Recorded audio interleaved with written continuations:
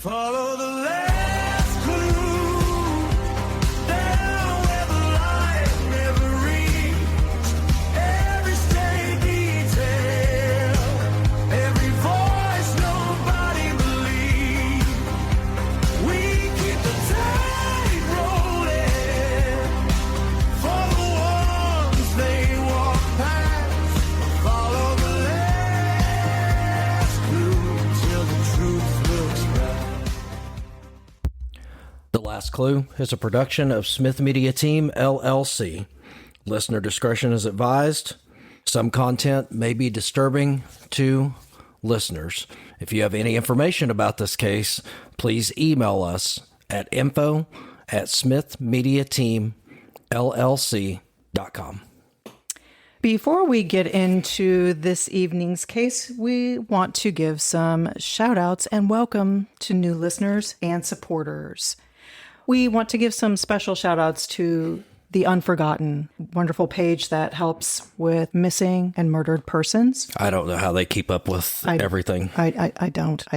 I really don't. It makes my brain hurt. Yeah. It's got to be soul crushing sometimes.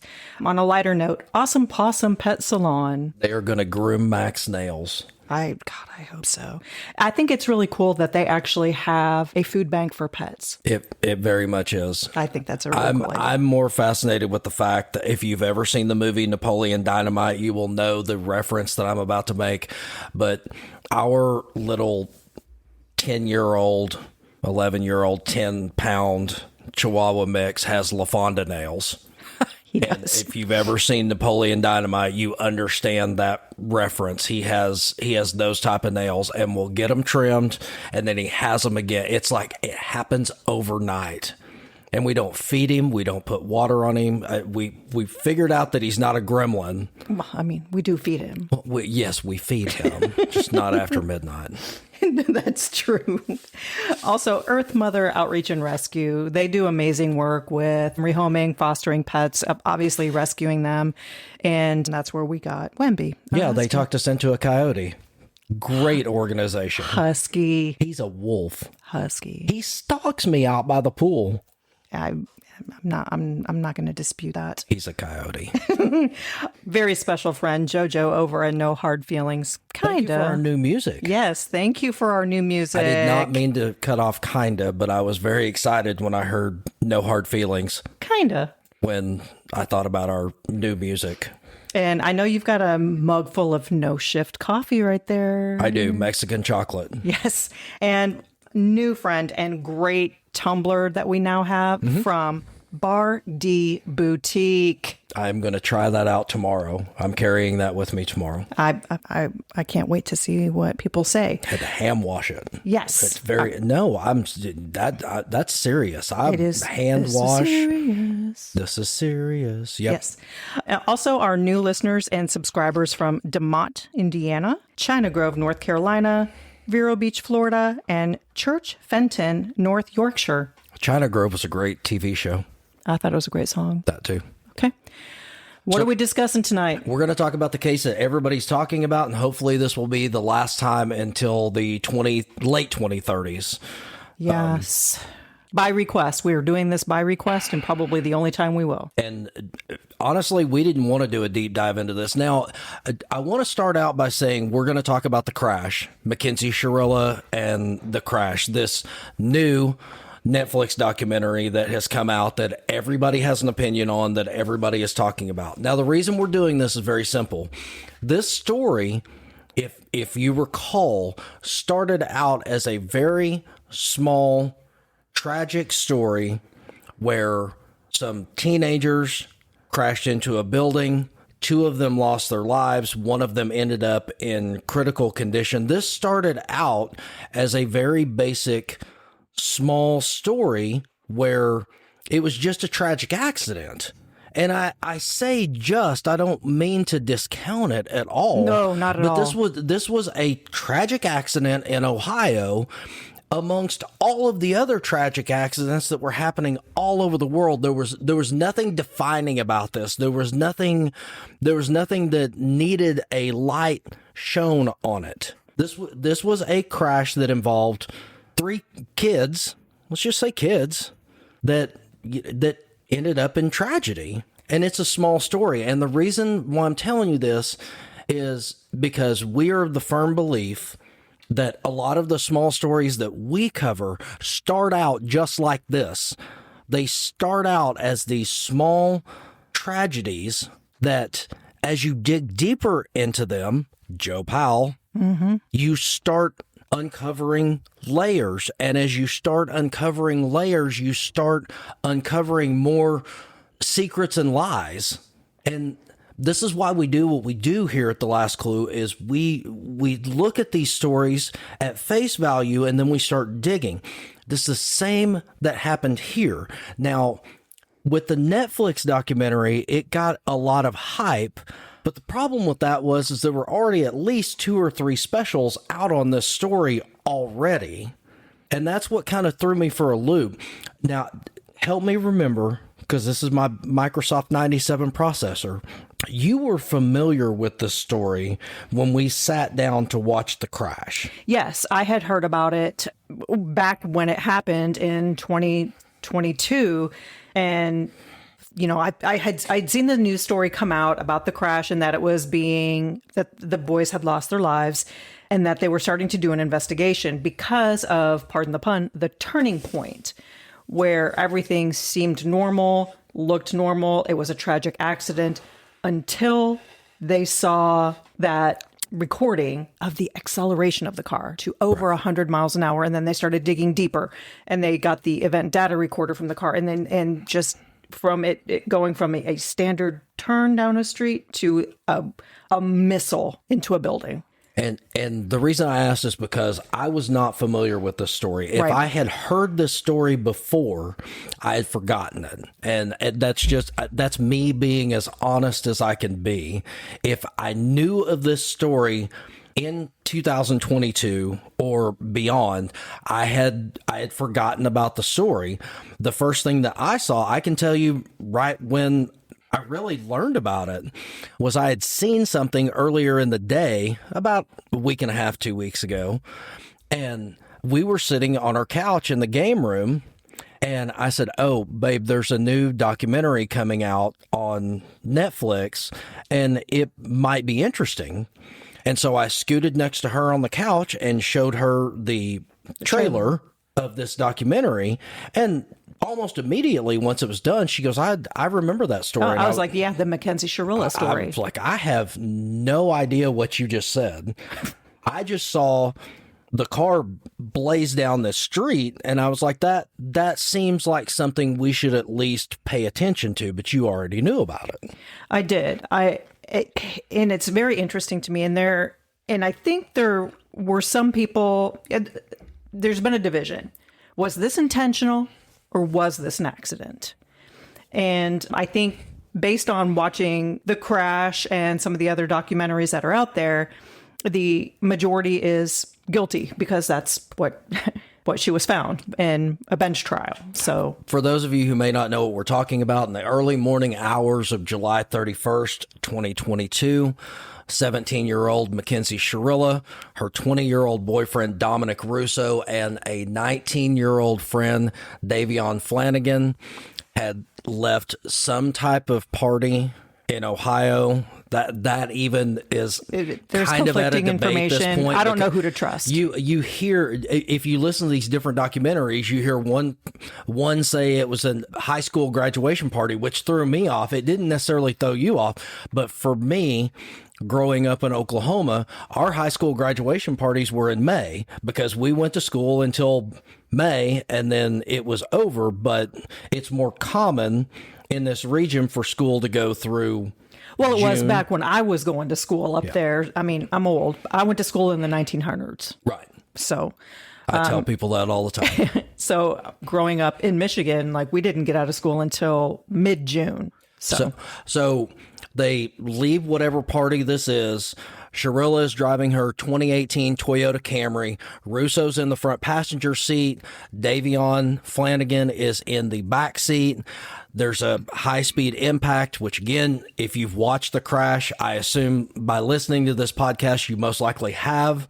Because Well, we spoiler might have alert, some- we're going to talk about it. We are, but I also have to say there might be some people in the UK or overseas that aren't familiar with it, because there was one that we were going to try to watch last night that we didn't have access to. We need to talk to the sound.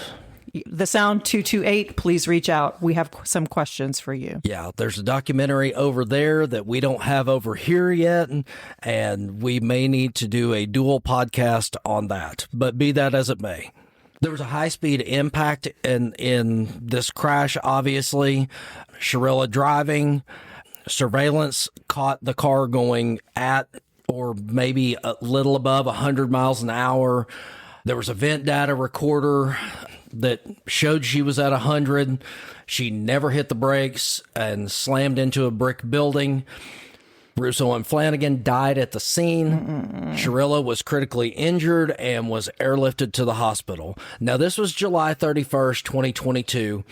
So the next day is August. So don't read anything into this, but August of 2022 is when the investigation began. The investigation began almost immediately, but with it being the last day of July, it makes it sound like, oh my God, they waited a month. No, they didn't. They waited a few hours.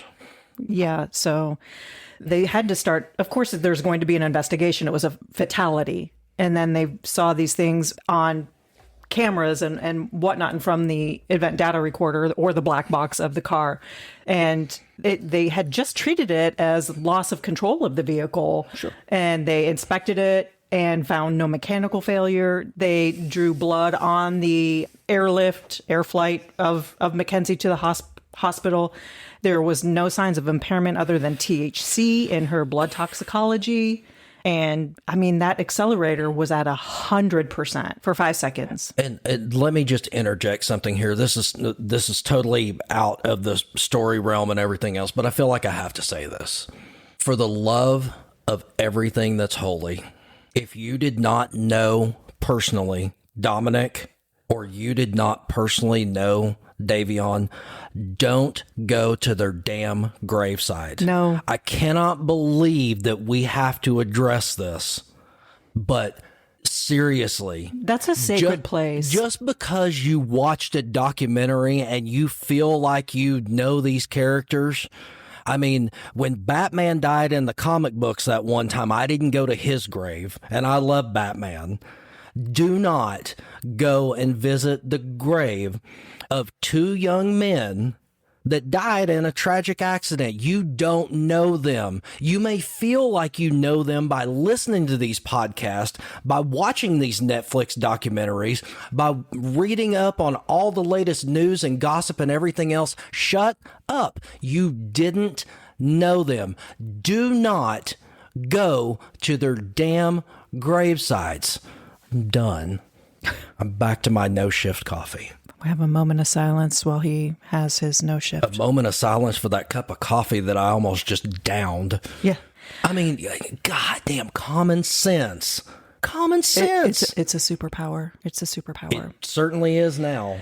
This is basically our opinion, our take on it, what we thought of the documentary, what we think of the entire situation. So there's the whole backstory where witnesses recalled Shirilla threatening to crash a car with Russo inside weeks before the crash. And starting in 2023, she had a bench trial, so opted not to have a jury. And that was her decision. Her attorney. Well, we didn't hear a whole lot from the attorney on the Netflix documentary, her attorney. And he was supposedly a very well-known attorney in that area. High-paid, highfalutin. The way that man just sat there, leaned back in his chair. I'm not. Okay, so as someone who has watched multiple documentary-style shows filmed, just random ass shows that somehow I have been a part of, not necessarily a part of, but seen filmed. Everything's framed by the director, the producer, whatever. Editing, they want you to see what they want you to see. If you think that you're walking into a documentary that is going to be 100% unbiased, you've lost your mind. You might as well commit yourself now. There is no such thing as a 100% unbiased documentary. It's just not out there. It's not from the dawn of time, since the very first documentary. There's no such thing as an unbiased documentary. They will let you see exactly what they want you to see. It's just like I will plant my flag in the ground and I will die with this opinion. I believe that The Jinx, The Life and Deaths of Robert Durst, is the greatest documentary series It was so good. I have ever seen. It was so good. And I would absolutely love to shake hands and have about 5 or 10 minutes with Andrew Jarecki to just sit and talk with him, because what had to go into that documentary is incredible. It was absolutely mind-blowing. But even if I had Andrew Jarecki here with or without Truth Serum, he's going to tell me that wasn't 100% unbiased. He had formulated opinion as you watch the episodes. He was showing you facts, and he was showing you what he thought and what he knew, but still it wasn't 100% unbiased. And he liked Robert Durst. That documentary is still just absolutely mind blowing. So there's no such thing. If you're gonna email into the show, or you're gonna comment on our socials and tell us that you've seen a 100% unbiased documentary, I'm gonna call you a liar. There's no such thing. No, speaking of, you said email in. We got fan mail this week. We did get fan mail. We did get fan mail. We love getting fan mail We every do love week. getting But fan we mail, got we got kind of a special piece of fan mail this week. And We did. So we love you too, Lisa. Thank you. That really helped with a very stressful week. But back to the trial and the conviction. On the bench trial, it was argued by prosecution that it was premeditated murder-suicide attempt. Mm-hmm. And her defense claims she suffered a medical episode. Right. POTS. Right. Postural orthostatic tachycardia syndrome, causing blackouts. Mm-hmm. Now, this is where I'm going to call mom, dad, sisters, brothers, older people, cover the youngsters' ears, because I'm going to say a bad word. POTS. I'm calling bullshit right now. TV mature words, kids. Yeah, TVMA. So if we want to break down POTS in a nutshell very quickly, that's going to happen from the laying down to standing position. How often do you lay down in a car when you're driving? I don't lay down if I'm in the back seat of a car, because I'm one of those people. I get nauseous in the back seat of a car. Even when you have brought me from like urgent care, or when I recently had surgery or whatever, I didn't sit in the back of the car. I didn't lay down. I didn't do anything. I sat in the front with you because I will get nauseous in the back of a car. How often do you stand up in a car? In a car? The last time was probably my mom's big, huge white tank Cougar car when I was 3. The seatbelt law hasn't always been a seatbelt law, kids. I hate to tell you. It has not. I've laid in the back windshield of a car before and looked for license plates. Yes. So what I'm trying to get, I am not saying that POTS is across the board for everybody. Everybody has it exactly the same. But when you're talking about postural and orthostatic, your blood pressure is going low when you go from a lying or sitting position to standing. Mm-hmm. Get up off the couch, stand there, hold your head for a minute, have to sit back down. That's a little bit of orthostatic hypotension. Your blood pressure is getting low. But that can be an onset of POTS. Mm-hmm. It's not typically something that just happens as you're driving down the road and you're like, oh, pass out, hit your head. Not saying it cannot happen, but that would be a very rare case. So again, POTS, bullshit. Well, I mean, clearly it was, because the judge even pointed that out on the documentary. And again, we haven't seen all of the footage from the courtroom. We've only seen what the documentary has put out, and then some other footage that we have looked at. But there's a huge difference. I could say on this podcast right now that I have POTS. That's funny that you say that, because I was going to say, oh, excuse me, I just got really lightheaded and about fainted. Yeah. I was having a POTS episode. Yeah. Don't come at me. I spent years in an endo clinic. Mackenzie Shirilla may have very well had POTS. That's fine. Was she diagnosed with it? No, because her mom sat on the stand and said she wasn't diagnosed with it. She had it. Well, sometimes I have a good attitude, but there's other times I don't. There's sometimes I have a good hair day. I haven't been diagnosed with a good attitude. Until you're diagnosed with something, you don't have it. Show me the EKG. Show me the EEG. Show me. Anyway, so again, POTS. No, disputing, debunking that right now, because it says it straight there in the name of the medical anomaly. Postural orthostatic tachycardia. She was not postural in a car. She's not going from laying to sitting, from sitting to standing, from laying to standing, any of that. Oh, Mackenzie's mom could argue that. Well, Natalie, not very well. Natalie, please email us info@smithmediateamllc.com, because I would love to have a conversation with you. She's too busy, allegedly, running the free Mackenzie Shirilla Facebook group. There have been multiple allegations that free Mackenzie Shirilla Facebook page is solely put together by most likely one person, but definitely two. Sure. And I'm going to say this. I was on the fence for a very, very, very long time about this case, where I thought it could be an accident. Maybe I still do. I just can tell you right now, it was not POTS. That's what I can tell you. And there might still be some people that are on the fence that do believe this was an accident. It's possible, because I still have questions myself. I do.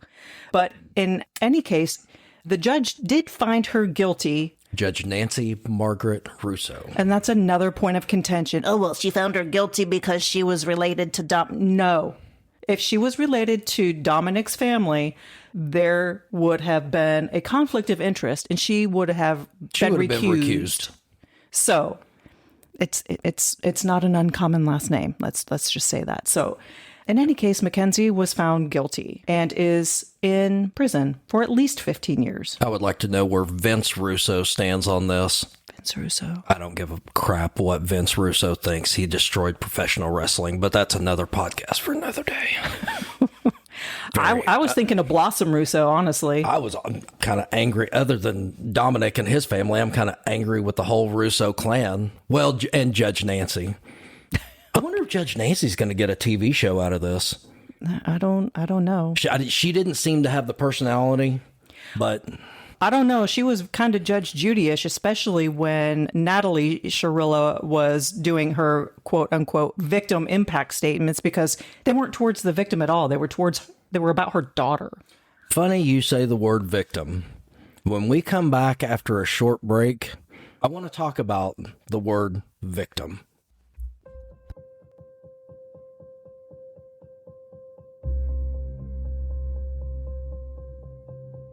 Late night, headphones on,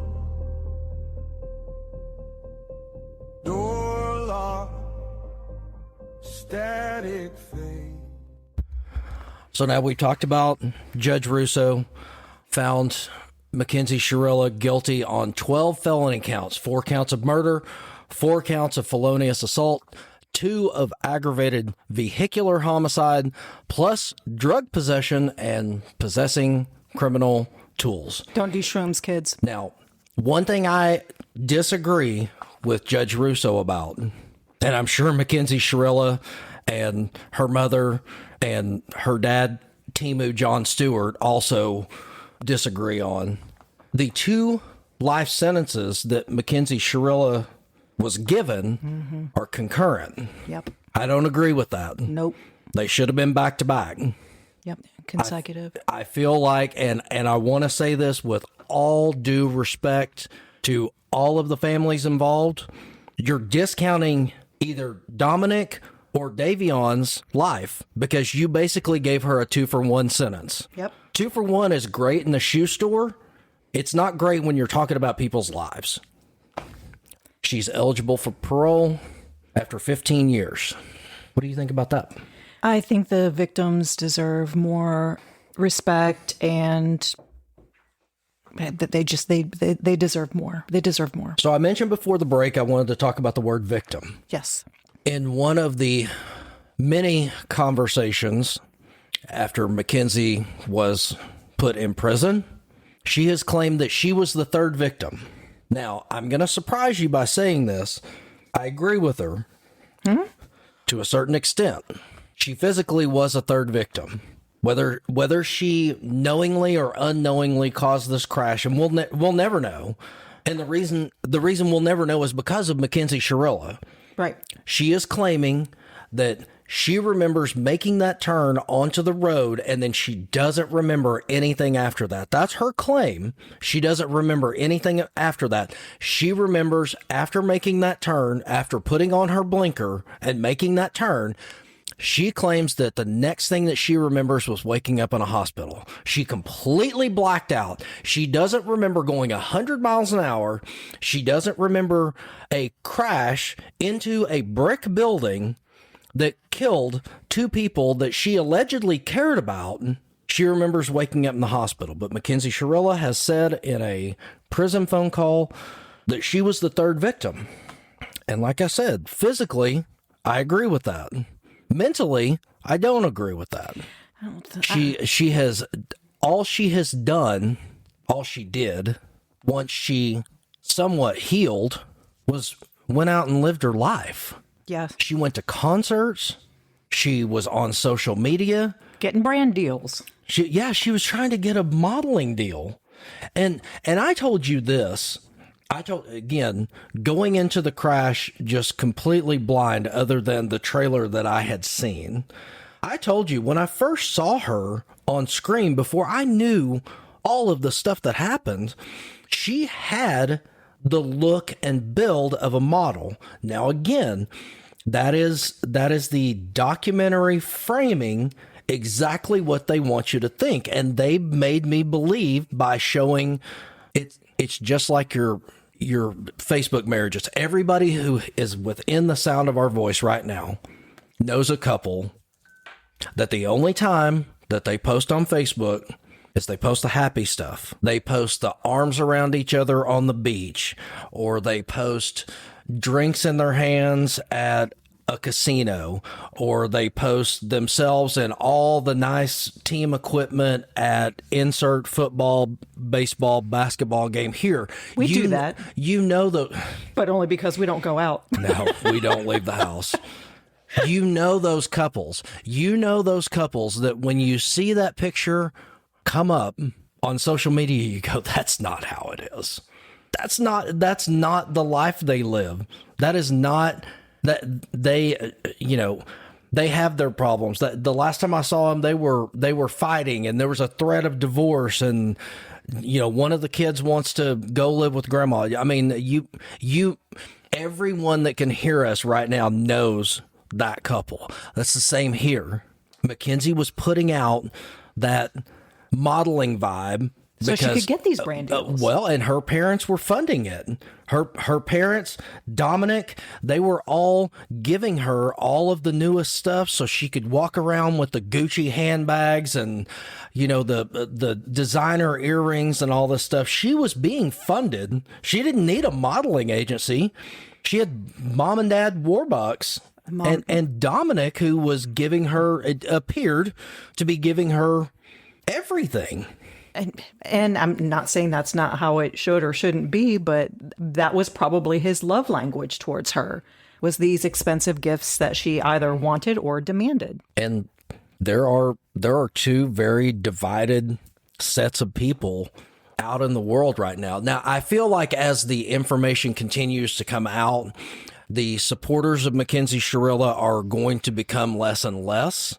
But right now, since the documentary is new and hot and fresh and everywhere, including us, we cannot sit here and say that we're not part of the problem right now, because this is our podcast, and I won't claim it. Right now, if you're tired of hearing about the crash in Mackenzie Shirilla, we're part of the problem, because we made a choice that we were going to talk about this because we wanted to shine a light on a case that was small that didn't get coverage. And then as the layers get peeled back, you realize there's more to this story. That's what we do at the Last Clue podcast. You watched without having to follow the case like I did. I did not know anything about this case.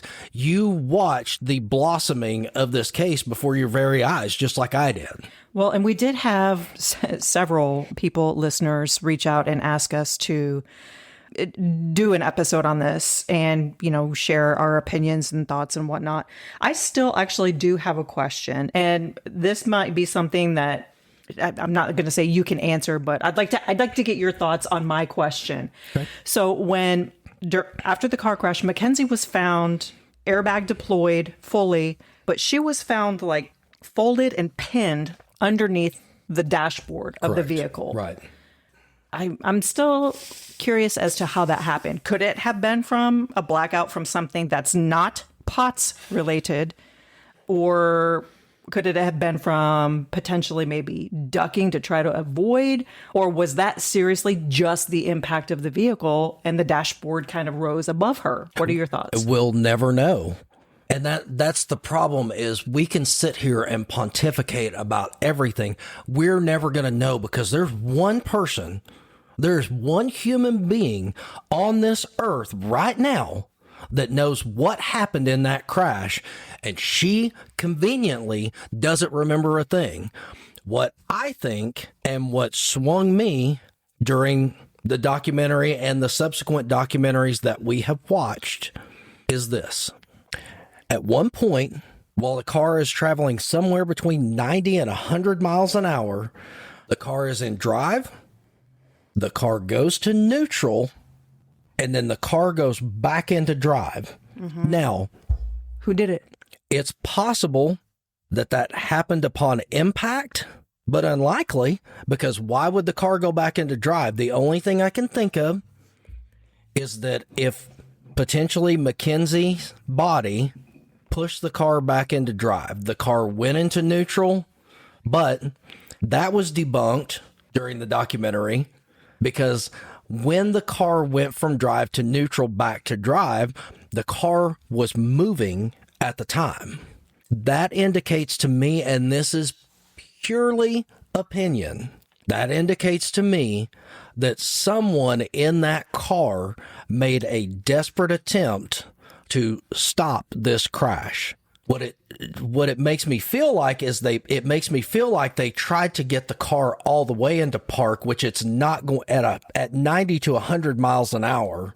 It's going to take a pretty substantial feat of strength just to get that car in reverse, because on a standard car, park, reverse, neutral, drive.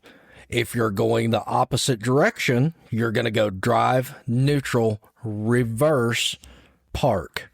If that car's going 90 to 100 miles an hour, it's going to be neutral is about the best you can neutral do. Is, and probably what happened is that car made a noise, because I'm going to assume, with no factual basis, because this was never addressed, that the car went from drive to neutral back to drive.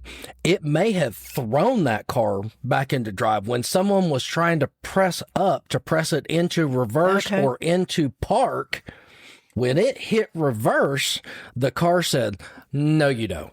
Let me explain to you how car electronics work. We don't do this." And it threw it back into drive. The throwing it back into drive may have not been human caused. That could have been from the car itself. Oh, okay. Okay. So I think they should hypnotize her if they haven't already. I know. Hear me out. No, so, her parents have already hypnotized her. Oh, we my mean God. by a professional. Oh my God. Her parents are a whole other story in themselves. We could do several hours on that one. No, but I can't do Timu John Stewart again. Him and the T-shirt and the documentary. There's so many things. So his tone deaf. demeanor in the courtroom. I just can't. I can't. She with didn't him. do it. That's good enough for me. I can't do it with him. I mean, that dude is so checked out.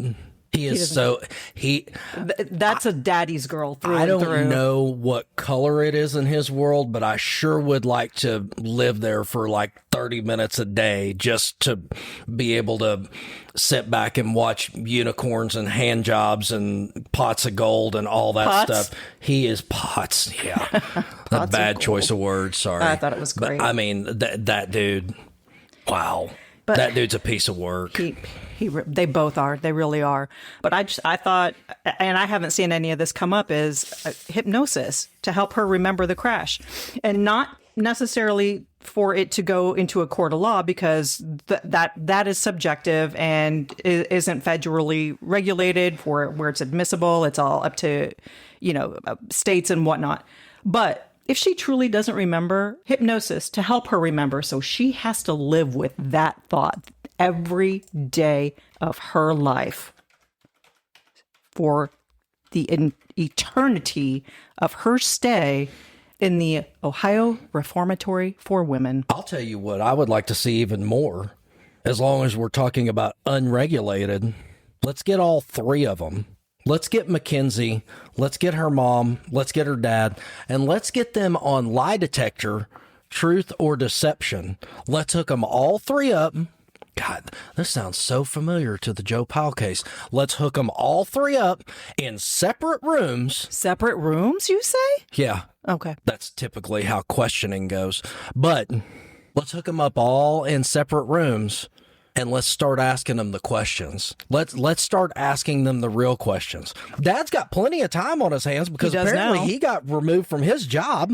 Well, he was working in a Catholic school, if memory serves. So having all of the talk of the droogs and smoking of the Mary Janes and him either partaking or not disciplining, they said, I don't think we want any part of that, Bubba.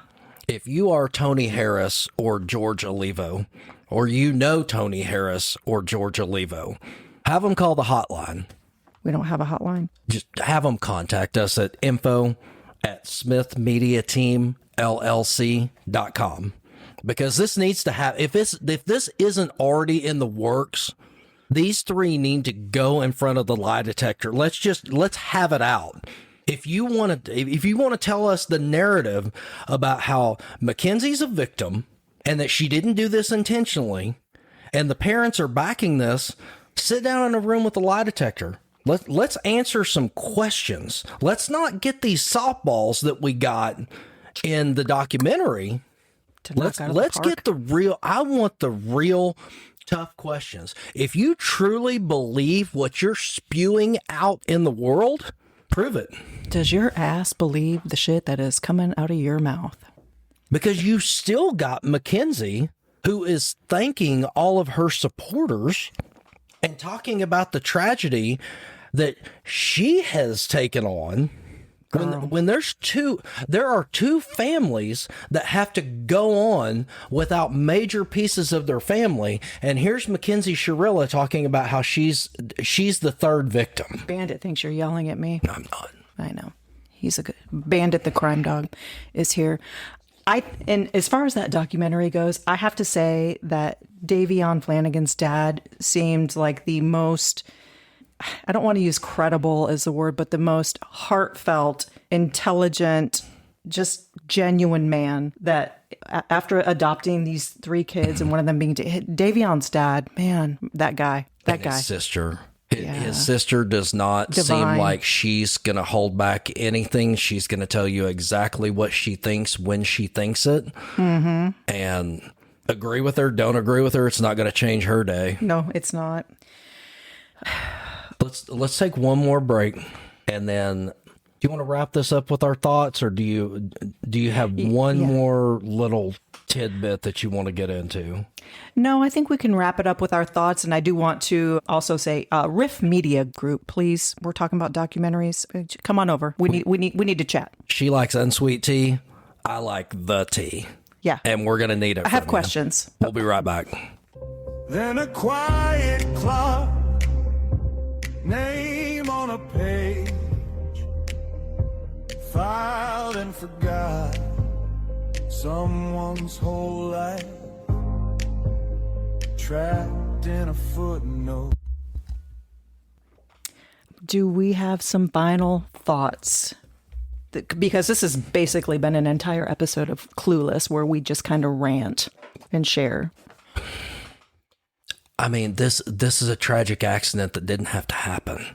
The signs were there. And again, people, if you're within the sound of our voice, if you see the signs that something potentially bad could happen, start alerting people. And I understand sometimes it falls on deaf ears, but could you live with yourself if you see the signs of something potentially going bad and then it does go bad and you know that you had a voice to say something and you didn't? Don't stay silent. Don't spread lies either. No. We've got enough of that on social media. We have to sort through so much shit to get to the truth. Don't go out there and spout the first thing that comes to mind. Don't spread lies. Don't say, oh, I heard from Ferris's sister who knows a guy who works at 31 Flavors that saw Mackenzie Shirilla's mom pass out last night. Don't. Just don't. I mean, social media has given us the ability to reach millions of people with the click of a button. Don't make that button be your butthole. I mean, just don't. Speak the truth. The truth is not always convenient. It's not always fun. But just speak the damn truth instead of just spouting whatever. And if you do have an idea, if you've got a theory, start off by saying it's a theory. Don't project it as the gospel. Don't stand on the mount with this theory chiseled in stone like you just discovered it. Just tell people it's a theory. No harm, no foul. Oh my God, You're entitled to your thoughts, but don't project them as truth. Stop spouting just random BS. There's no reason for it. There's too much of it out there. Stick with the truth. Stick with the facts. If you've got a theory, follow it. We have followed many theories that 80% of them haven't been right, 90%. Yeah. But we followed them. We didn't tell you guys about them. I mean, what would be the point of us saying, hey, we got a theory on this serial killer, and what we think is we're going to travel to Lexington and see if he still lives at 8600 insert street name here, and one of our listeners says, I'm going to beat him to it, and goes to that house and gets shot because the guy doesn't live there anymore. I mean, if you want to get into investigative journalism and you want to get into this field, go right ahead. I've said it many times. We started out with 2 lavalier mics and a plug-in to an iPhone, and we built everything to here. It hasn't been easy. We've made mistakes. We will continue to do so, and then we will stand in front of them. We always stand in front of our mistakes, but being one of those people that says, oh yeah, I heard this. Who did you hear it from? Who's your source? Do you have a verified source? I mean, there's so many things you have to think of, but now with the era of social media, you just get on TikTok and use random videos to ruin somebody's life. Just like I personally feel like Mackenzie Shirilla not only ended the life of 2 people, but she also affected the lives of 2 families. The number of people may never be known of how far-reaching the effect is by one, what I would call poor decision. So you're saying you believe she's guilty, that this was intentional? I'm not sure if I believe that in the onset. Okay. But perfect. Okay. Then this is the point where I shut off my mic. That is not true. I'm listening. So at the onset, you didn't know, and you are now, what is your thought right now? Guilty, or I'm not guilty, but intentional or accident? Right now, I believe that this was intentional. Now, It's possible at the very last second that she might have had a second thought. The problem is, if you're going to have a second thought, don't do it at 100 miles an hour, because at that point it's too late. But be that as it may, I feel like she made a conscious choice to end the lives of two young people, and potentially she might have been trying to end her own life. That narrative is still out there. Yep. But yes, if you're asking me right now, I believe this was intentional. Okay. While I am, this is something that we have not discussed, but if you wouldn't mind, I know you've got the worldwide inter-Googles at your hands. I do. Could you let everybody know when Mackenzie Shirilla's birthday is? But I'm with you while you're looking that up. I initially did not believe this was intentional. I thought it was an accident. So it took some reading and going back into the case, watching this, and so on and so forth. But after seeing all of the information, doing some research of my own, one of the things that helps me make my final decision of intentional, whether she planned to die or not, because if she did not plan to die, when's her birthday? Mackenzie Shirilla's birthday is August 2nd. This accident happened on July 31st. You're exactly right. 2022. 2 days before her 18th birthday, where she could have been and would have been tried as an adult without question. Wow. And then in the end, wow. In the end, her plan failed all the way around. She still went to prison. She's still got to make parole in, is it 2037? 2037. So. And I mean, if you're asking me, from what I have seen post-incarceration, you will hear audible laughter at that parole hearing in 2037, because there's no way in the world that any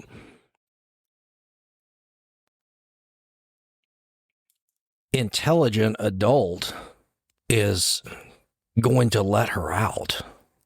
I would hope not. To me, this was a very calculated decision to do this prior to turning the age of 18 as a legal adult in the eyes of the law. So that was my kicker.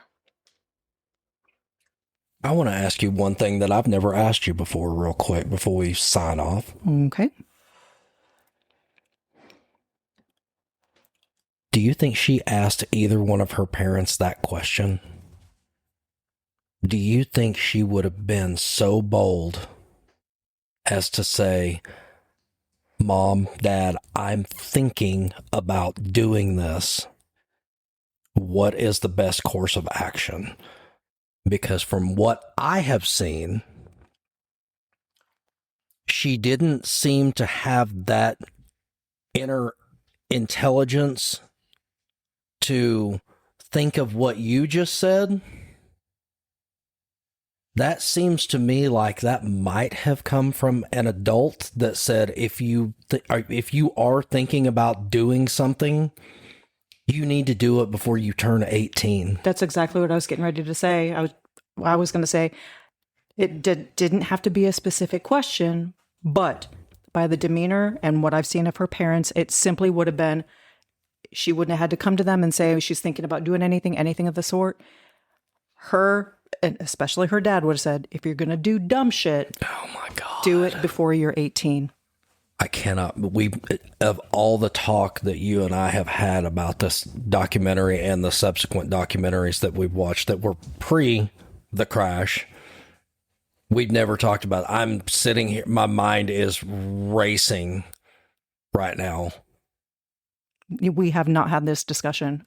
And I told you that if we're going to do this, I'm holding on to a couple of things until we do this episode. Oh my gosh.